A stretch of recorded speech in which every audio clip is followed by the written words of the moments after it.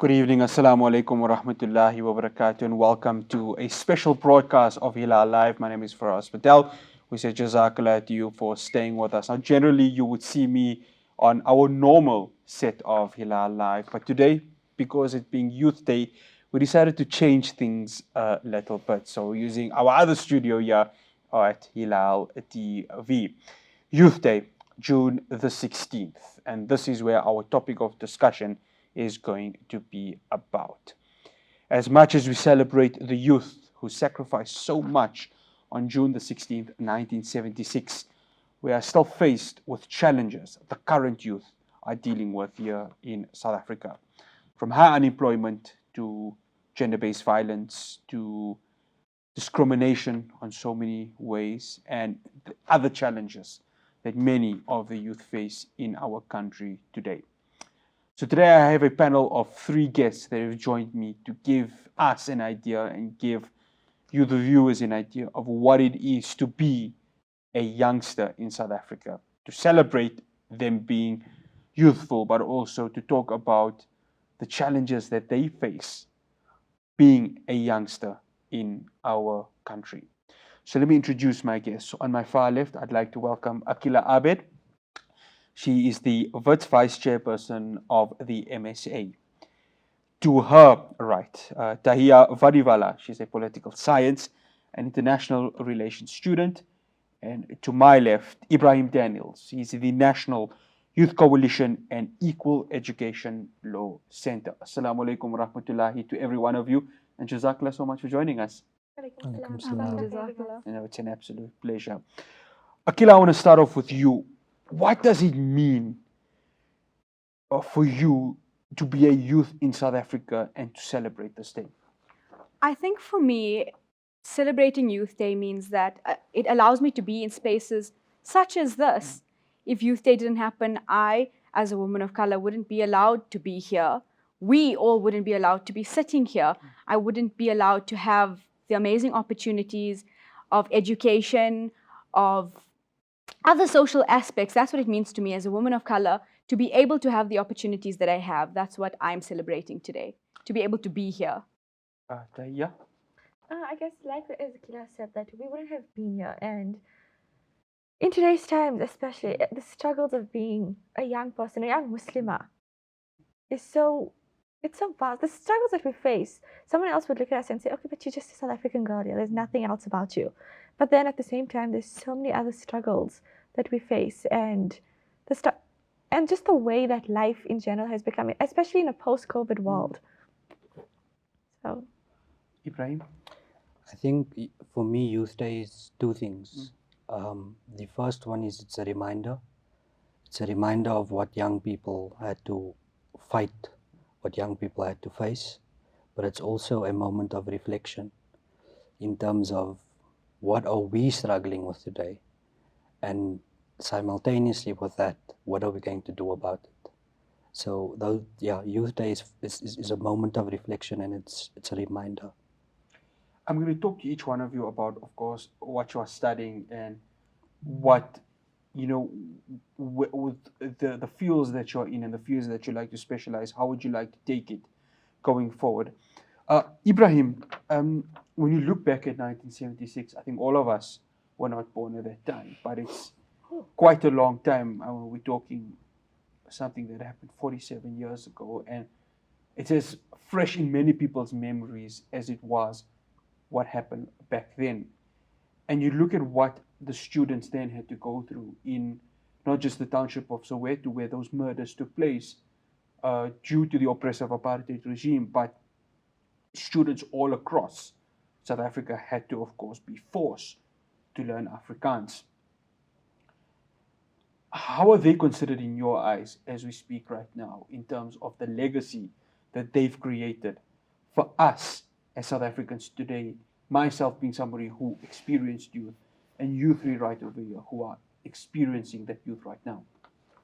I think first and foremost, it's a reminder that no matter where you're from, no matter your race, your religion, no matter how young or old you are, when there is oppression, you must fight it.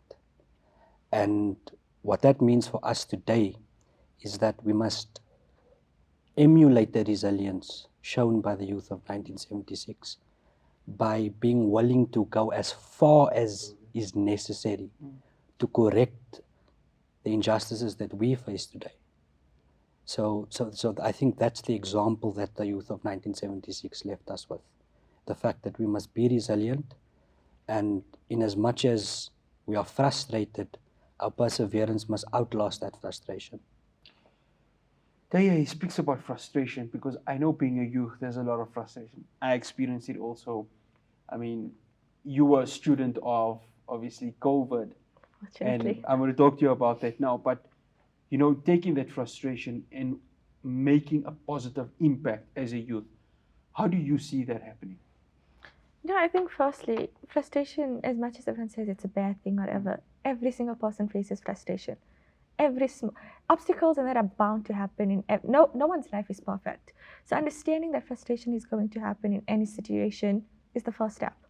Secondly, taking that frustration and turning it into something better is what everyone should strive to do. So even when you mention a post-COVID world and turning your struggles around, I think it's so important. Like, if you think about something as simple as during lockdown itself, a lot of us were frustrated, stuck at home, whatever.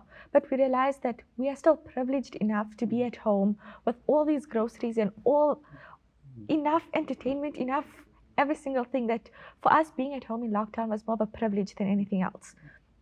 And that's why when I look at so many youth and youth organizations that sprung up immediately once the lockdown levels decreased, and people started going out and giving hampers and all of that, it was a way of still interacting with people. With COVID regulations in place, we wore masks, we never hugged each other, we stood in social distancing amongst our loved ones and friends, but we still turned their frustrations into something of benefit to others.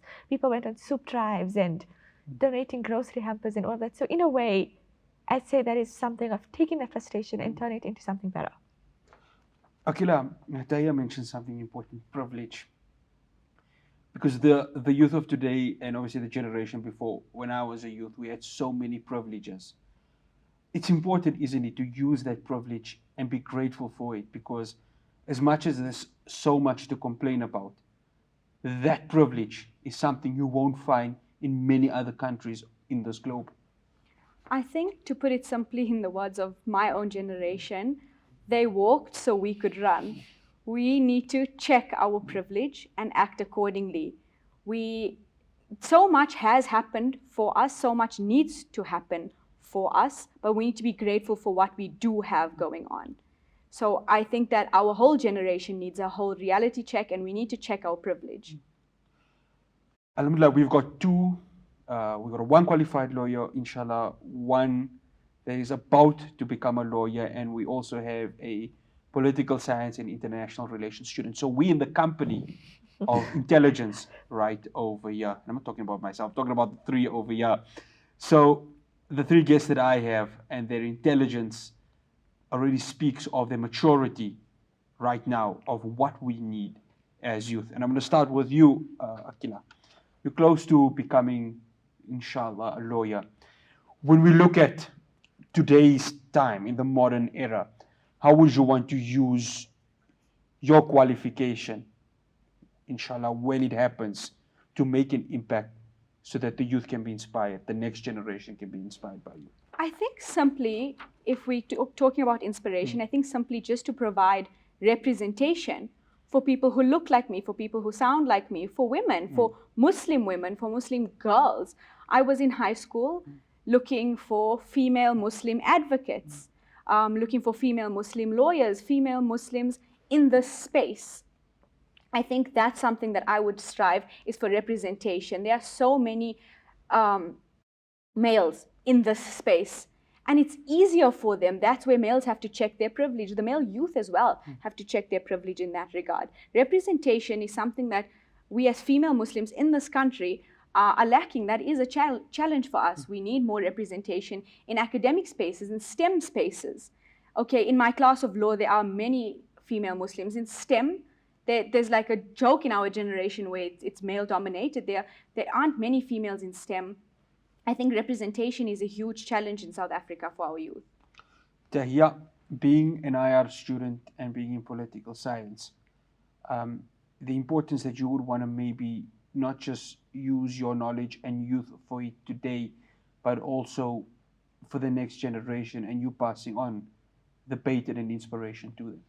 No, I think that when you look at society and you look at the world as a global perspective, there aren't many Muslim women around. You can't say, oh, I know that Muslim female president, or I know this Muslim whatever, diplomat, or something like that. And that's something that I've always looked for and searched for.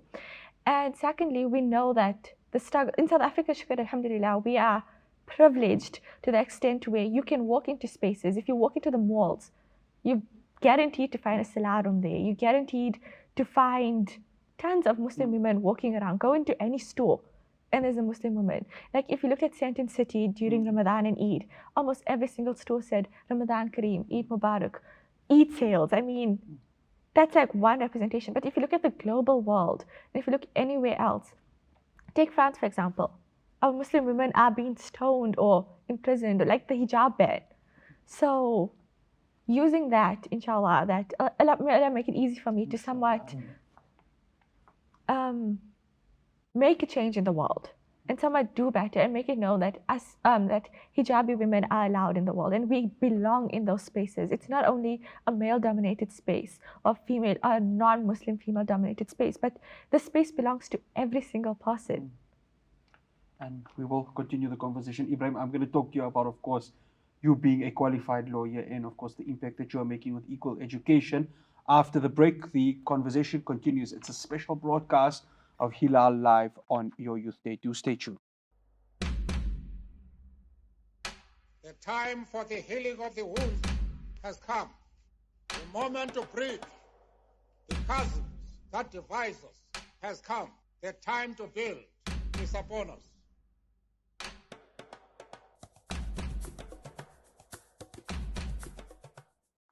Welcome back to Hilaal Live. This is a special broadcast here on Youth Day. We are talking to three fantastic youth and, of course, inshallah, their contributions that they would like to make in making not only the country a better place, not only for our ummah a better ummah, but also for the globe as a whole.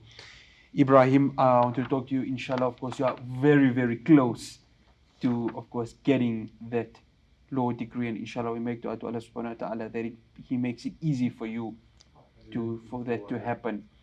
But when looking at law, when looking at the contribution you want to make, and I want to talk about equal education, just talk to us about the work that is being done there and the impact that you, along with your colleagues there, are trying to make within South Africa. Yeah, so Equal Education Law Center is a public interest law center. We essentially have, you could say we split into three component parts. We have something called community lawyering, we have something called movement lawyering, and then we have our research and advocacy side.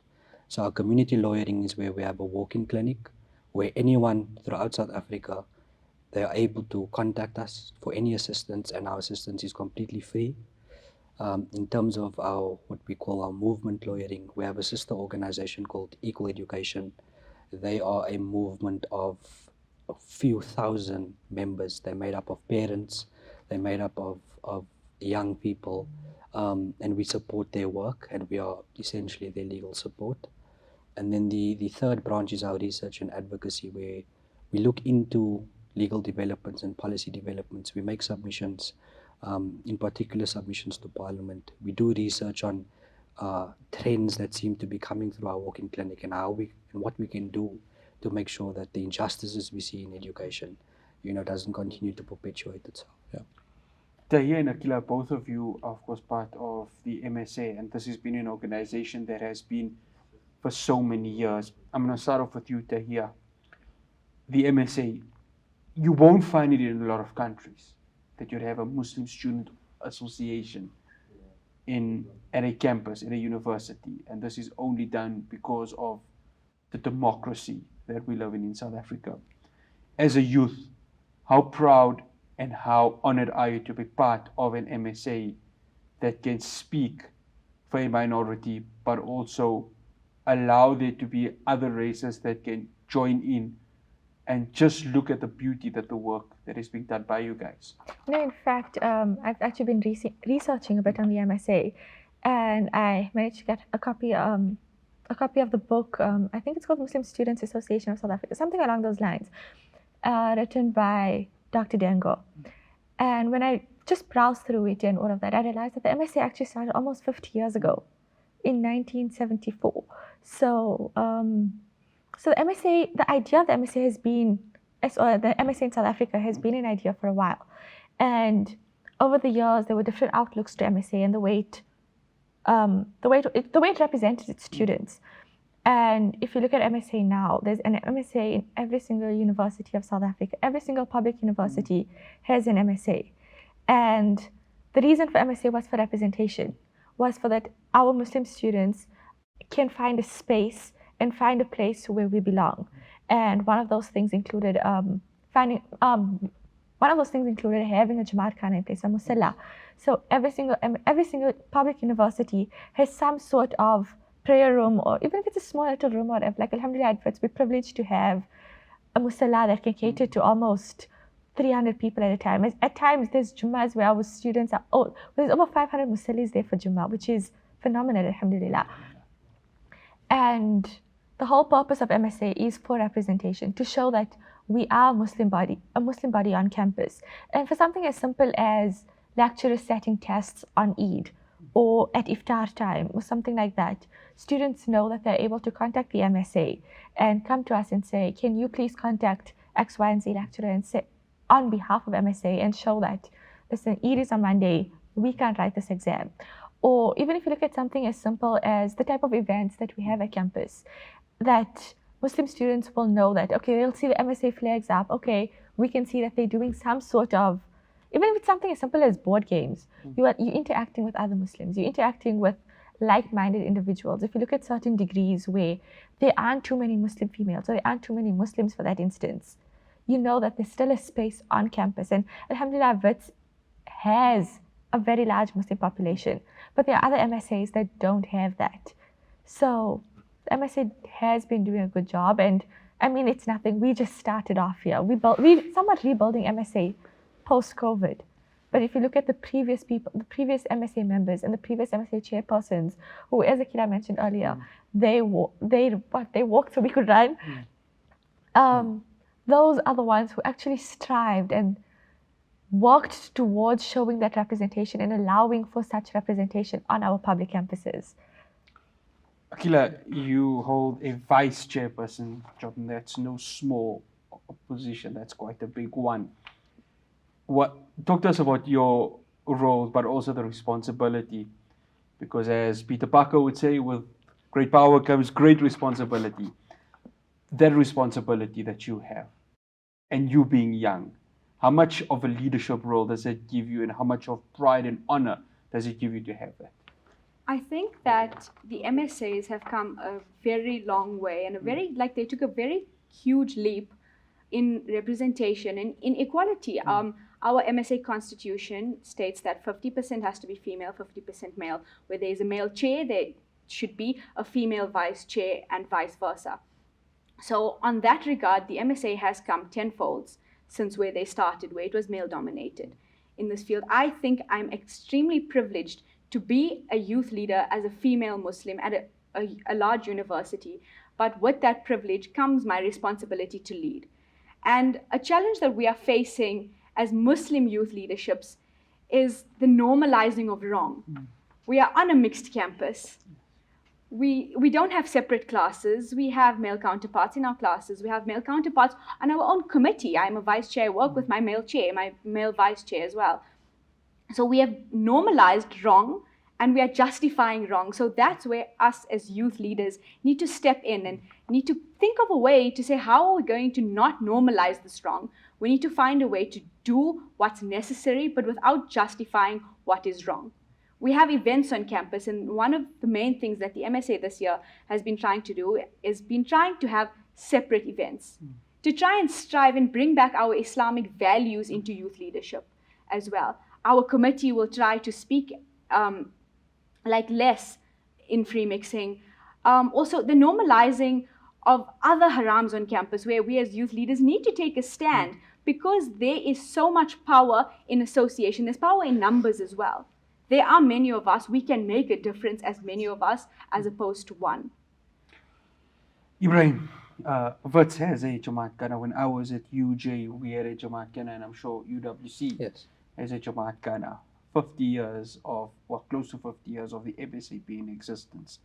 We say at that time they were fighting the injustice of apartheid. Now they're fighting for students to have, as Tahiya mentioned, if we're having a test or exam during iftar on Eid Day, their role and responsibility is to try and negotiate it away from that so they can be in those important moments. How important has the MSA played a role in making sure that that happens? Because when you look at a Jamaat Kana in a Musalla, it allows people to read their Salah, be in a peaceful, confined space. And that can only happen, number one, when you have a Muslim Student Association, but also you have the democracy which South Africa has allowed us for it to happen. So I think the first thing is that I agree with Aqeelah 100%. When it came to exam times, when it comes to making Jumu'ah, the MSA played a crucial role to ensure that what we needed as Muslims, we could receive. So in that regard, I completely agree. The MSA was crucial. The MSA is a necessary entity at all universities. But I do also agree with Aqeelah in terms of there are things that we need to improve as Muslim leaders, which is the normalizing of haram. And we had a conversation earlier where we can talk about activism and struggle, but the reality is the conversation we need to have as young people is the biggest struggle we have is the struggle against ourselves and our nafs, our temptations, our desires, the need to fit in and fit a particular mold. That's the first fight that we need to win. And when we win that fight, we can then leave our homes and we can go fight every other fight. But the first fight that we need to fight is the struggle against ourselves and our own nafs. The struggle against ourselves and our own nafs. The importance of that right over there. Sweep your own stoop before you go ahead and walk out of your door to practice what you preach. So time for us to take a break, and when we do come back, we'll continue this conversation on a special broadcast of Hilaal Live. Do stay tuned. The time for the healing of the wound has come. The moment to bridge the chasms that divide us has come. The time to build is upon us.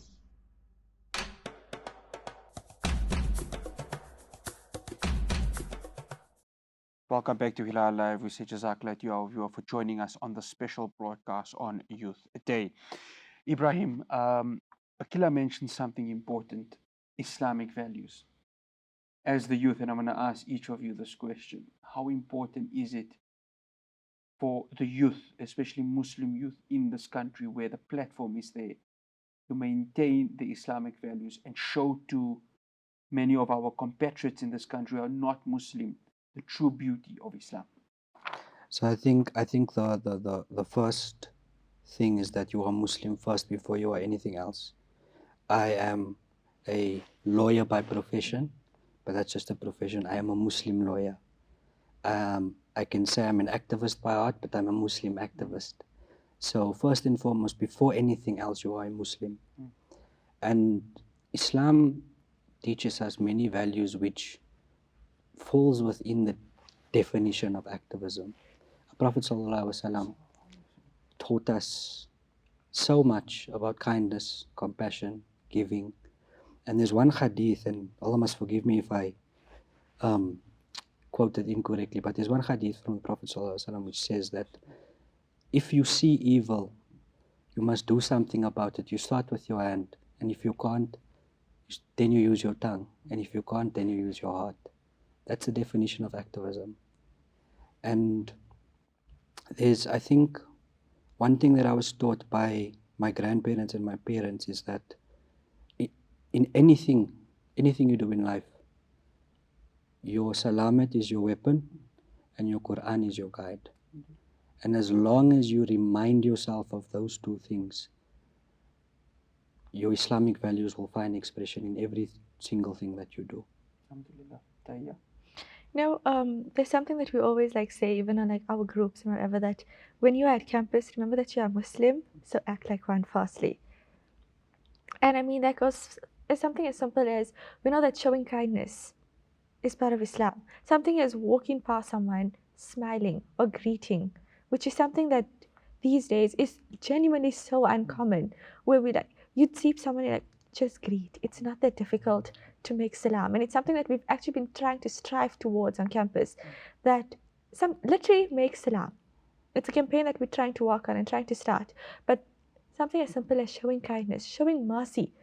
If you see someone out now in winter, even it's freezing cold outside.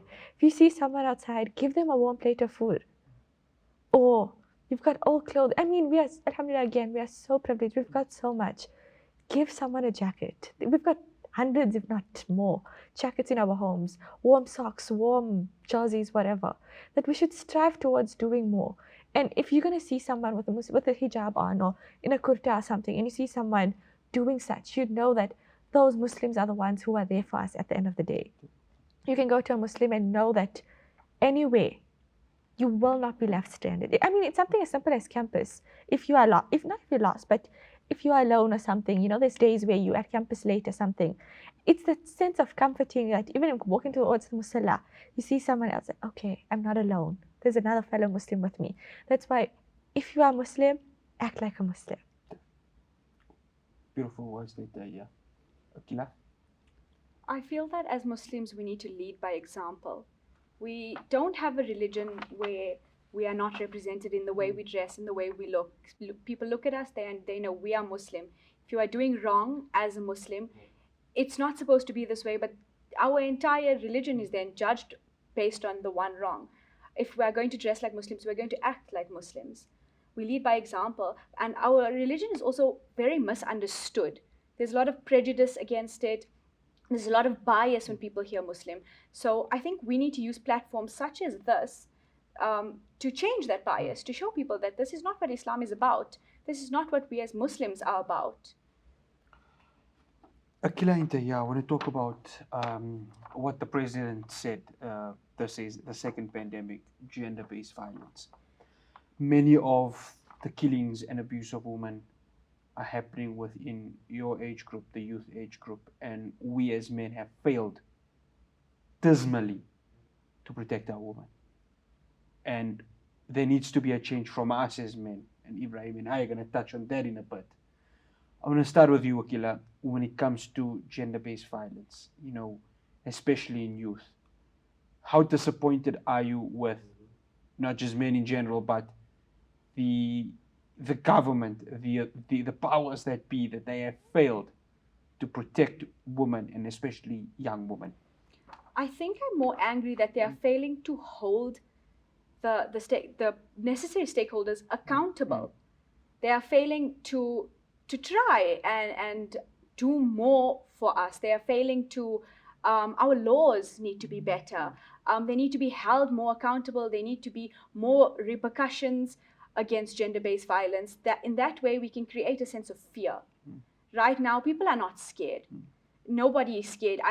If I know when I'm young I'm going to steal something and my mom's not going to punish me, I'm going to do it. There's no punishment factor. Our laws need to be stricter, and our government needs to hold those accountable, those people accountable. But also one thing that I really am angry about is our community. Our community has made gender-based violence a taboo topic to speak about.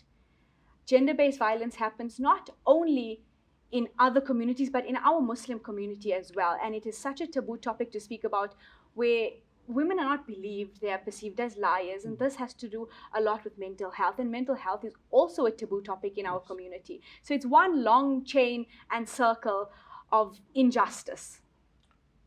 Tahiya, there's something important that Aqeelah said, taboo. It's been made taboo. There has to be a change, hasn't there? Because For sure. only if that change happens can we address it, and we as men can say, all right, what are we going to do to protect our women? What are we going to do to protect our young girls?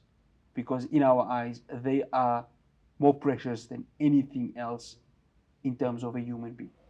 Now, for starters, I'd like to say that I actually applaud the youth. Mm. There's something that was therapy, for example, major taboo topic. Bring up therapy to any person over the age of 50. Oh my God, you need to see the shrink. What's wrong with you? And if you look at the youth of today, therapy has become completely normalized. It's acceptable now, and I think that's the first step to moving forward. Is that we are looking. We've realized that there's problems that need to be solved. We are looking towards solutions. When Aqeelah mentioned mental health, that's the first step. Once you fix the mental health situation, you can fix every other situation. You are able to go deeper into these problems and to understand that as a community, the community failed us for sure, but we can fix it. We are the youth. We are the leaders of tomorrow. We are the parents of tomorrow. We cannot allow our children, our future children, to end up in the same situation of, I'm afraid to go out, or I'm afraid to do this, I'm afraid to do that. Like if you look at, say, like my mom's generation, or that somewhat generation above us even, a lot of those women were forced to stay at home. They weren't allowed an education.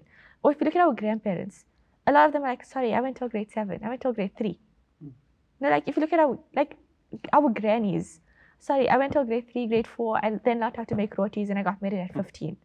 So we've eventually, over the last 50, 60, 70 years, we've moved past that stage.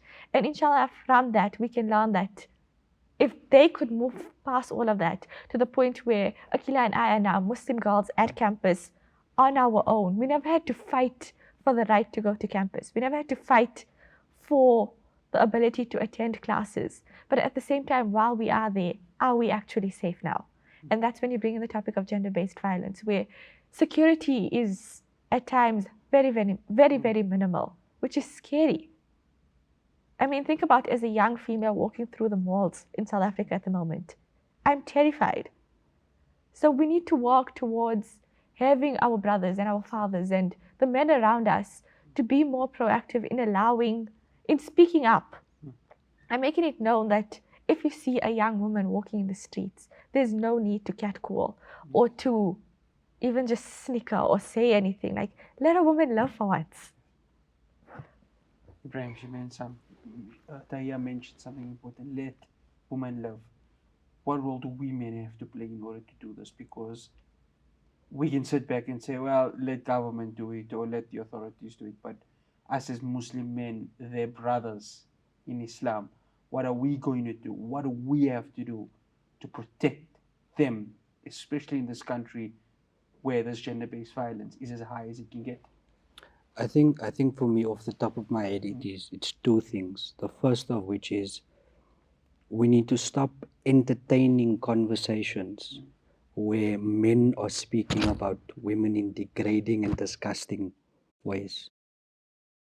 When we sit in those conversations, we mustn't laugh with them. We mustn't entertain it and contribute to the conversation. We must shut it down. That's the first thing. The so-called locker room talk, that needs to leave. But the second thing is, and maybe this will upset some people, but I'm fine with that. We must stop entertaining the concept of boys will be boys. Because the manner in which males and females are raised is, we are extremely strict with females. You must do this, you must do that. Cover up. And obviously, it's all of those things are important. But when it comes to the boys, oh, no, just do what you want to. No, boys will be boys. It's fine. Girls are more mature than boys, biologically. Just leave the boys. Let them do what they want to do. We must stop entertaining that. After the break, we wrap up the conversation on the special broadcast of Youth Day right here on Hilaal Live. Do stay tuned. The time for the healing of the wound has come. The moment to bridge the chasms that divide us has come. The time to build is upon us.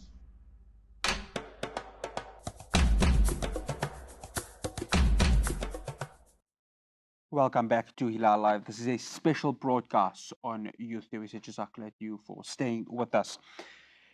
Aqeelah, youth unemployment sits at just 60% of the cohort of the chunk of the total unemployment that we have in this country.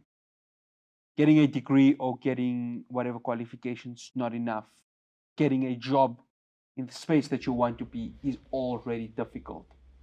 That's just one challenge youth faces. When you look at that, how much of patience and how much of determination as a youth will you need to have going forward, facing these challenges right here in South Africa? If we speak about patience, I think my patience are running to a very fine. It's taking me really long to complete my degree, but alhamdulillah, I will soon enough. But Inshallah. they say that, well, my profession, that it's a very competitive space. It is so difficult to, after you graduate, your degree is not enough anymore. You need to go and find your articles. You need to then find a job. If you want to be an advocate, you need to now apply to the bar. You need to find an advocate to work under. It's very competitive. And I think it fosters such a toxic environment. Since my first year, I didn't even know what articles were. I just knew in high school I liked to argue, I wanted to be a lawyer. I got to campus, where are you signed? It is such a toxic environment. It's too competitive. And if you're not signed at a big firm, then you look down upon. If you signed at a small firm, it's not as great. You're not seen as intelligent. These misconceptions need to go. Everybody is on their own journey. Like I tell my peers, I'm on my own journey. Most of my friends are in final year. We need to realize that people suffer their own contexts at home, their own challenges at home and in their own environments. We need to stop judging the rest of the people, because being in the corporate field is difficult as it is.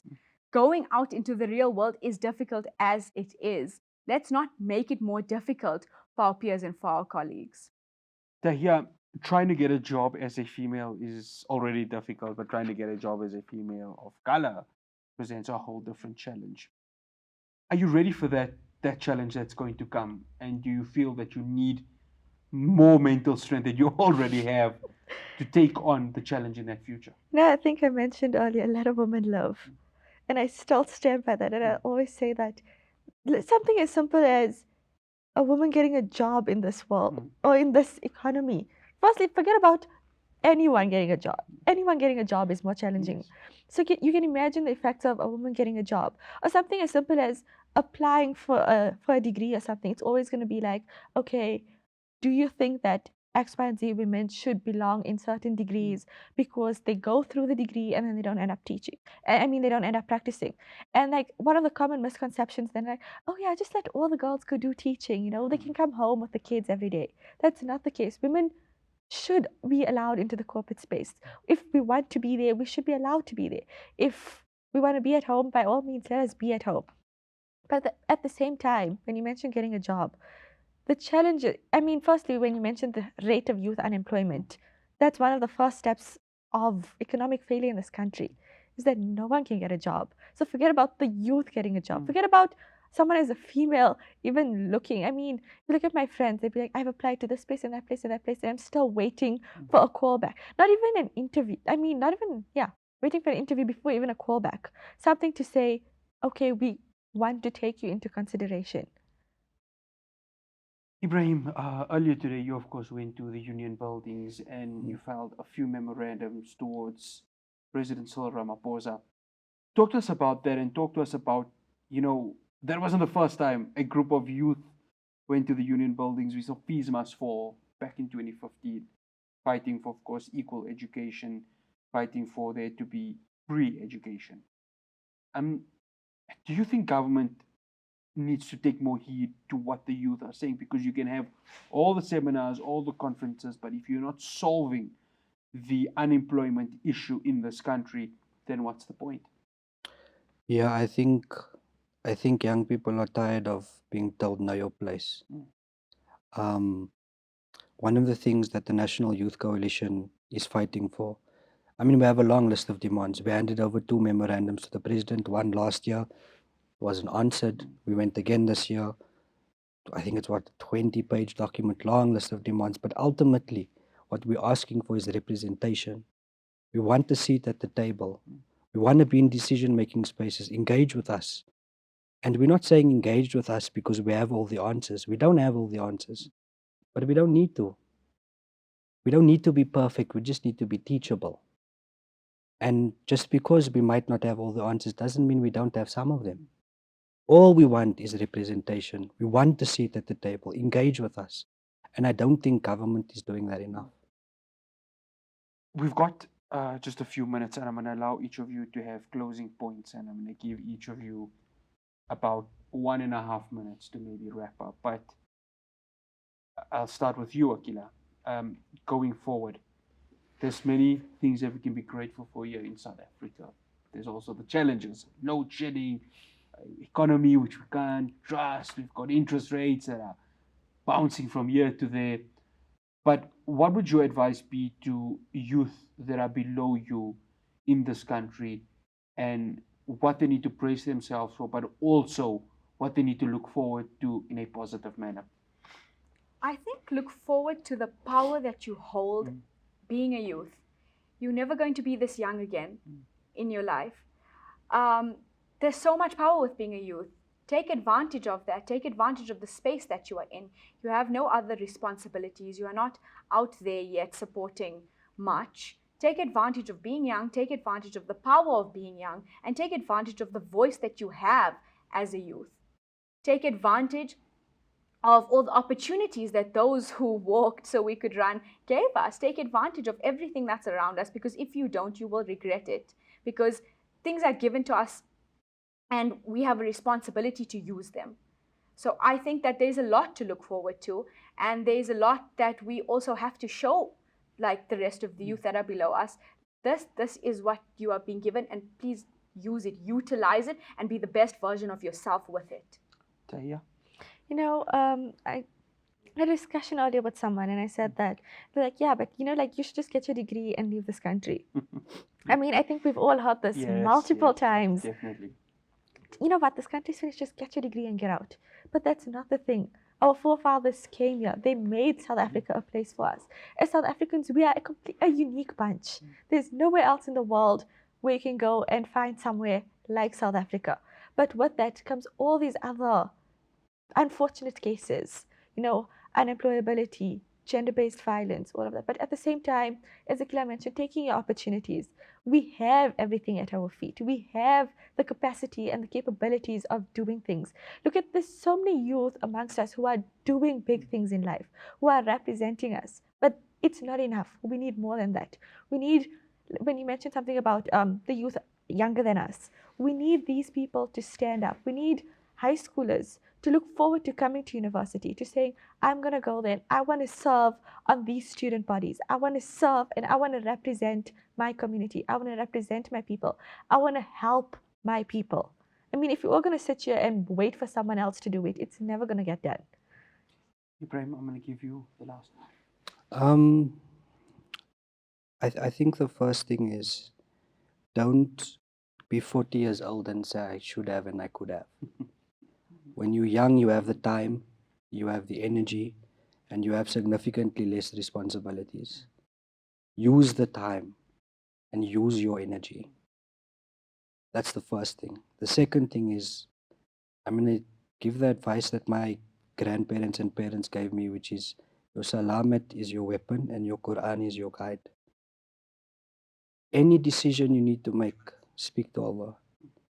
Any choice that you are sitting with that is extremely difficult to make, speak to Him. If you're struggling with something, speak to Him. If you want something, speak to Him. Every day we recite in Salah, Iyaka na'budu wa iyaka nasta'in. Only you do we worship and only you do we ask for help. So my advice ultimately is, no matter what you want out of this life, your first and your starting point is to get on your knees, onto your salamat, and speak to Allah. Aqeelah, Tahiya, Ebrahim, we'd like to say Jazakallah to you for making time for us on this Youth Day, this public holiday, for spending time with us here on Hilaal TV, for sharing your young wisdom, not only to myself, but to all our viewers. And we'd like to say all the best going ahead in your future. May Allah subhanahu wa ta'ala make it easy for all three of you, and may Allah subhanahu wa ta'ala grant you success, barakah, good health, and the ability to continue to inspire future generations, inshallah. Jazakallah. Assalamu alaikum wa rahmatullahi wa barakatuh. Wa alaikum assalam. That is Aqeelah Abed, Tahiya Wadiwala, and Ebrahim Daniels joining us here on the special broadcast on Youth Day here on Hilaal Live. I'd like to say Jazakallah to you, the viewer, for joining us. And inshallah, we will see you again on Monday for a continuation of Hilaal Live as we move closer towards the 10 days of Zil Hijjah. Have a good weekend.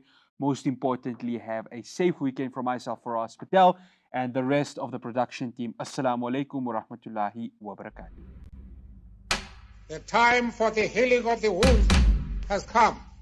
The moment to bridge the chasms that divide us has come. The time to build is upon us.